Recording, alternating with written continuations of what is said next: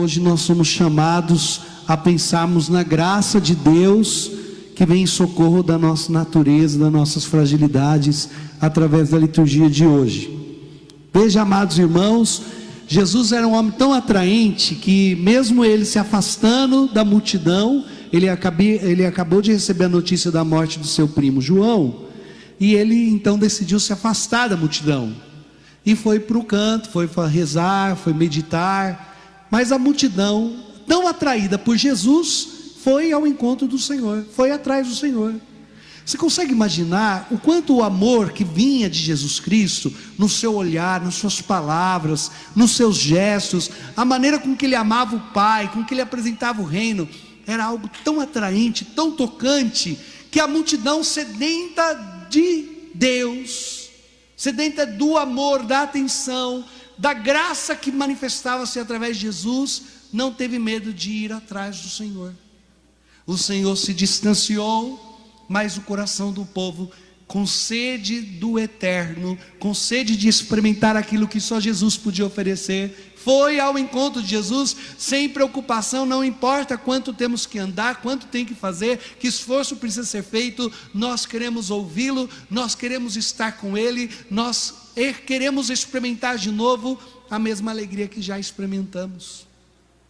Veja, gente, Jesus é tão atraente, que até escreveram um livro sobre Jesus Cristo, o homem impressionante que é Jesus Cristo, quando fizeram uma análise psicológica de Jesus.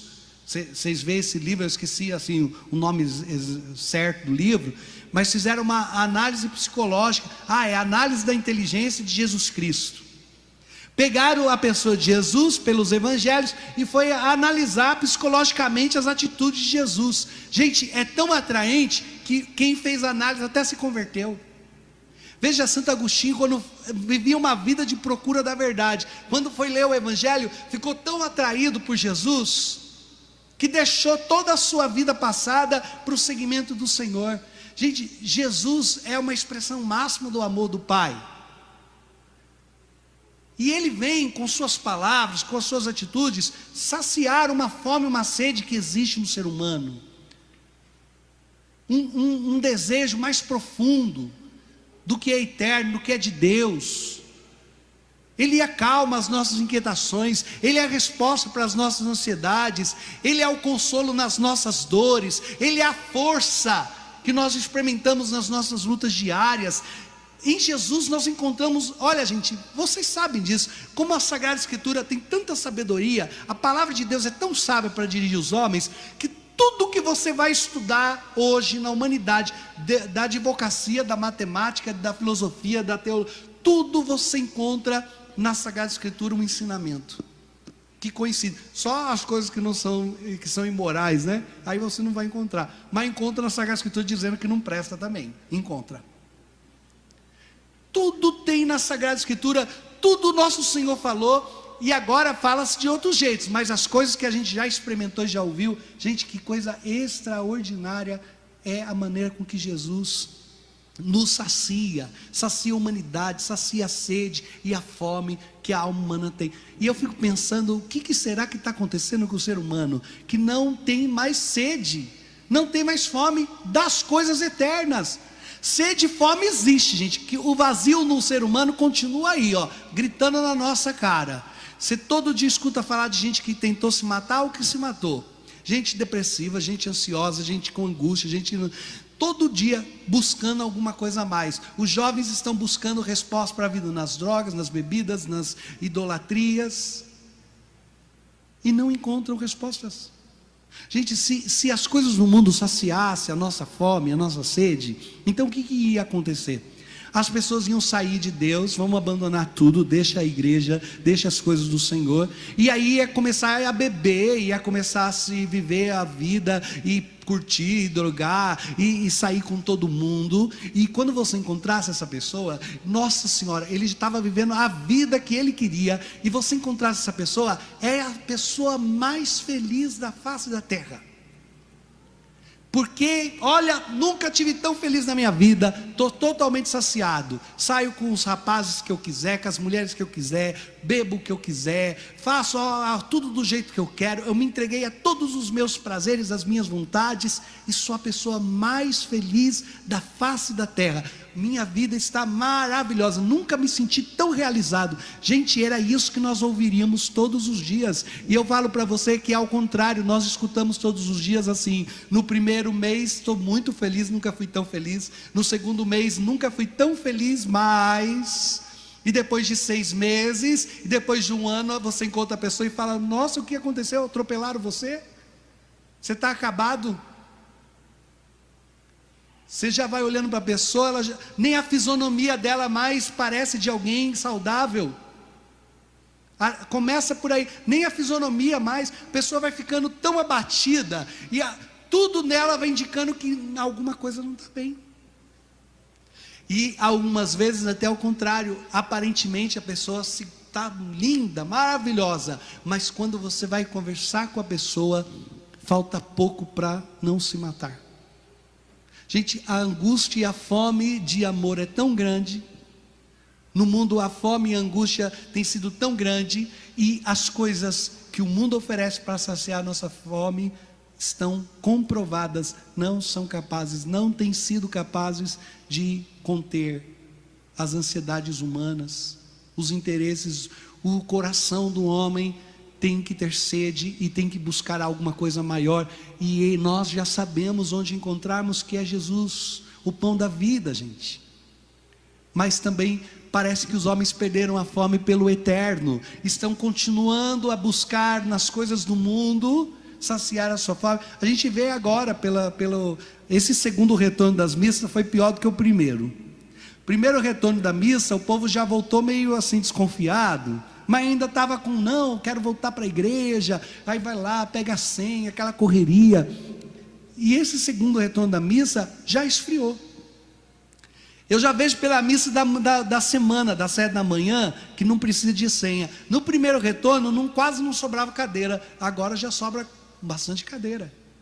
As pessoas estão esfriando, gente. E aí quando você faz uma super missa, uma pregação, um momento de oração, de louvor, e aí você fala: nossa, foi maravilhoso, tinha 500 pessoas acompanhando na internet, nossa, maravilhoso. Aí o Jorge Mateus resolve fazer uma live e dá 5 milhões. Aí você fica pensando: o que nós estamos oferecendo? Deve ser algo pior do que... O que nós estamos oferecendo que não sacia a fome? O que nós estamos falando que não tem o homem mais interesse de ouvir?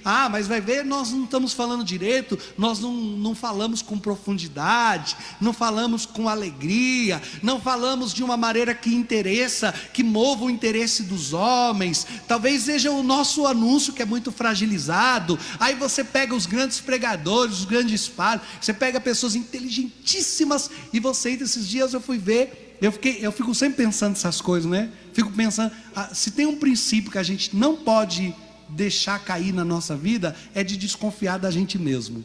Quem deixa de desconfiar de si mesmo já pode começar, vai se perder na vida.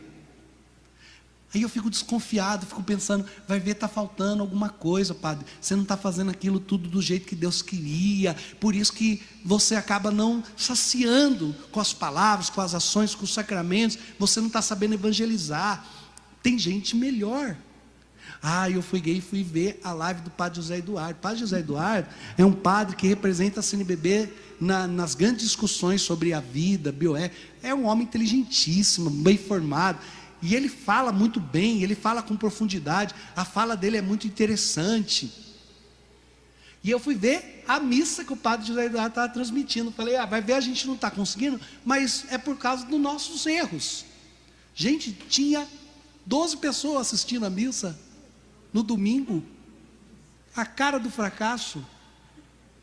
Aí eu fiquei pensando assim: gente, não tem a ver com o que está sendo falado, não tem a ver com o Senhor Jesus.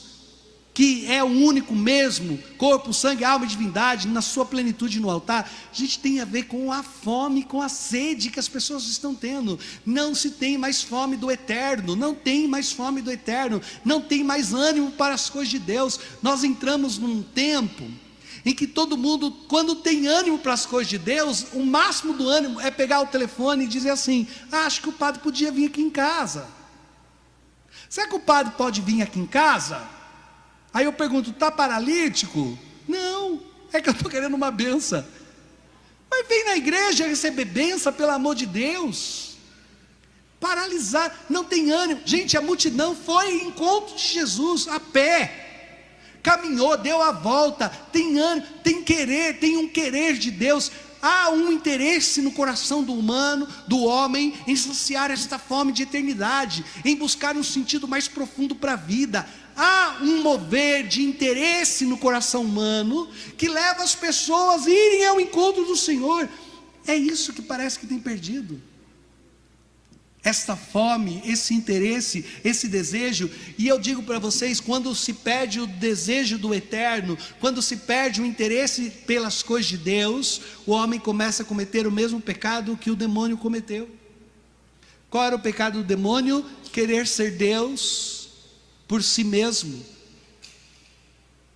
querer tomar o lugar de Deus com um esforço pessoal, ocupar e responder todas as necessidades humanas no lugar de Deus. Gente, quando o homem não tem mais sede do eterno, ele começa a querer que a vida dele dê certo por si mesmo, ele começa a querer fazer tudo por si mesmo, ele começa a querer progredir por si mesmo, e por nós mesmos não somos capazes de saciar, não somos capazes de responder. Gente, você sabe disso. Quem é pai, quem é mãe, está aqui, pode dizer para mim: você é capaz de responder todos os anseios dos seus filhos? Você que é casado, que namora, é capaz de responder todos os anseios da sua esposa, do seu marido? Você é capaz de responder os anseios? Você é capaz de responder os anseios de Deus? O que Deus espera de você? Sozinho você é capaz de corresponder? Ser gentil, ser bom, ser generoso, ser um homem pacífico, uma mulher renovada por sua própria conta? Eu já falei isso para vocês, quando a gente é devoto a Santa Teresinha, aí uma vez eu estava lendo a história de uma alma, e aí falava lá que a santa fazia tudo com muito amor, tudo ela fazia com muito amor, nada ela reclamava, mas tudo ela fazia como para o próprio Senhor.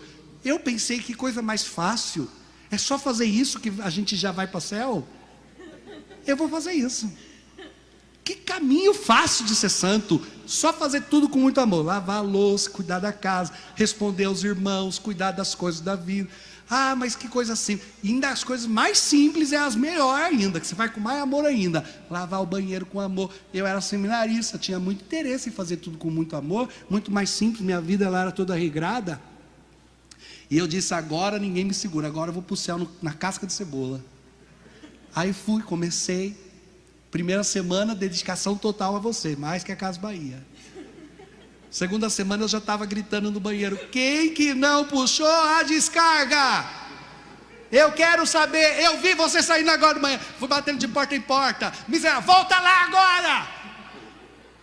Ah, que confusão. A confusão estava armada. Gente, eu estou querendo dizer. Aí naquele dia eu falei: deixa a santa, né? Vamos rezar, pedir a intercessão da santa.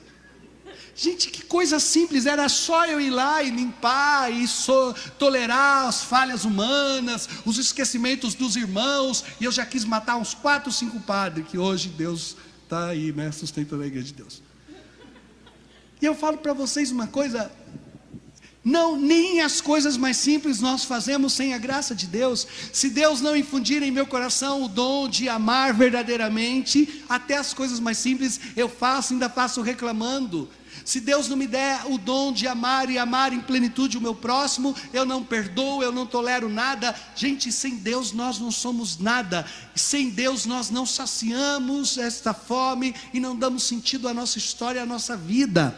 Veja, o Senhor disse aos homens: vocês têm que fazer alguma coisa, mas vocês não vão dar conta de saciar a fome desse povo. Então tá bom, Senhor, o que nós temos que fazer? compartilhar, traz os pães e os peixes, pega os 5 pães e os 2 peixes, e traz até mim, e eu vos ensinarei o bom caminho. Ele apresentou o Pai, ele abençoou, e então quando ele mandou distribuir, saciou a fome da multidão, e ainda sobrou. O Senhor está querendo nos dizer, numa prefiguração do pão que realmente alimenta, que é Jesus no Santíssimo Sacramento, o pão da vida, a Eucaristia.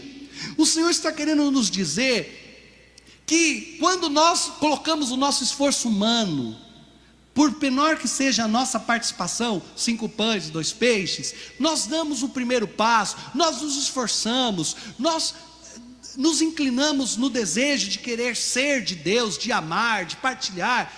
É Deus quem completa a graça, é Deus quem faz a obra, é Deus que torna pleno aquilo que nós estamos ofertando. E por isso o Senhor Deus é a resposta para a sede dos homens. Quando nós nos alimentamos da Eucaristia, o Senhor de alguma maneira potencializa com sua graça a nossa natureza humana, que está inclinada para o céu, para fazer o bem, para ser santos, para amar, e a graça vem e nos dá condição de assim sermos.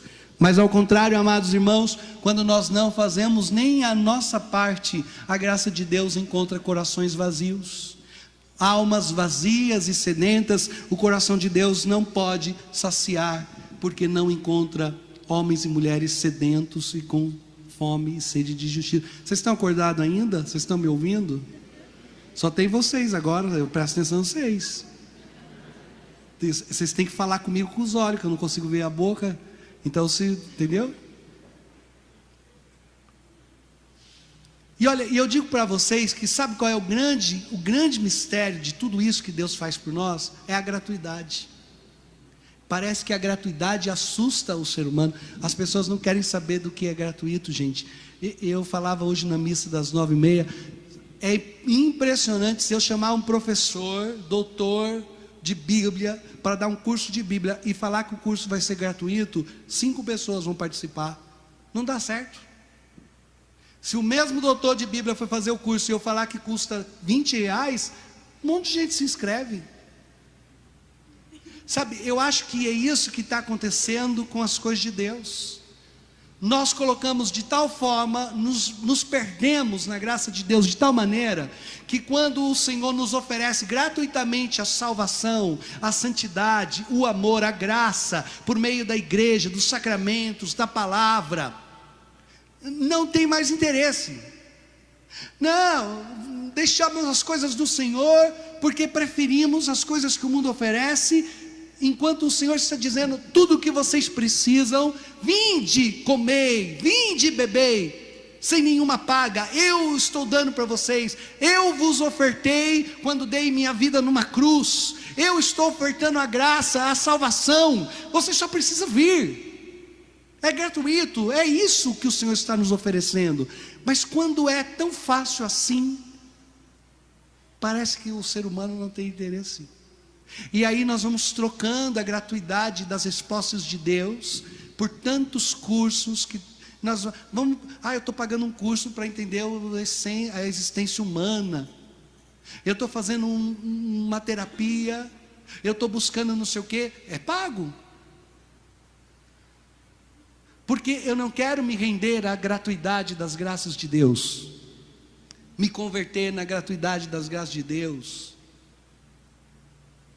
E troca ainda mais do que isso, gente. Eu falava na missa da manhã que esses dias eu até ouvi de um homem o testemunho que sempre esteve aqui ouvindo a palavra, comungando, e de repente foi convidado a fazer uma experiência num outro lugar, que era uma experiência de Deus, mas tinha que pagar R$400 para tomar lá o chá que fazia experiência de Deus. E aí foi lá, pagou para tomar o chá.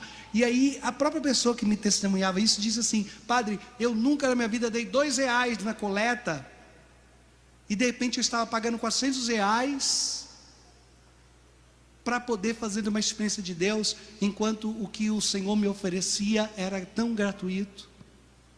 Eu podia receber, eu podia comungar, eu podia ouvir a palavra sem nenhuma paga. Eu podia mergulhar no mistério do coração redentor de Jesus sem nenhuma paga. A única coisa que eu precisava era desejar Deus. Mas eu assim preferia pagar para que as coisas se resolvessem sem que eu precisasse entregar o meu coração. Gente, é por isso que o Espiritismo faz tanto sucesso. Porque se você precisa resolver alguma coisa, você vai lá, paga, faz um trabalho e está resolvido. Não é assim com Jesus.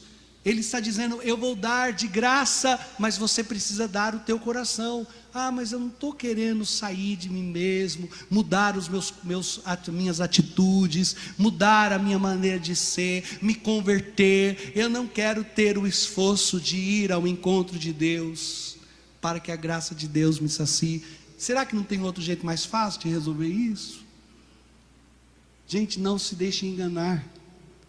É gratuito, mas tem uma exigência. É preciso querer experimentar esse amor e saciar-se nessas fontes de água viva. Louvado seja nosso Senhor Jesus Cristo. Para sempre seja louvado.